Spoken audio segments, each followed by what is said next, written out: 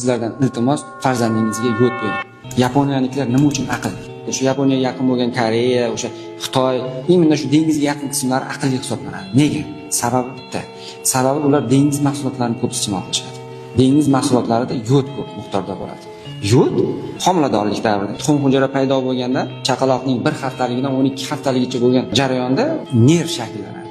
O'sha nervni normal shakllanishi, o'zini imkoniyatlarini namoyon qilish uchun yod kerak. Oddiy qo'pol misol keltiraman.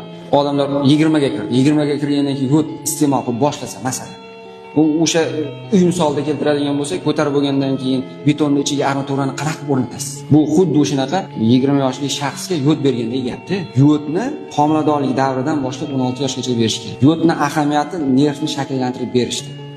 Nerv yaxshi shakllansa, bola aqlli bo'ladi, yaxshi fikrlaydigan bo'ladi, nutqi tez chiqadi, fikrlash doirasi juda keng bo'ladi. Umuman qo'pol qilib aytganda wunderkind bola bo'ladi. O'zbekiston yod tanqis bo'lgan hududlarga kiradi. Kuniga shu dengiz mahsulotlari, o'sha dengiz o'tlarini yemaymiz. Unaqa narsalar, yodga boy mahsulotlar ko'p iste'mol qilmaymiz.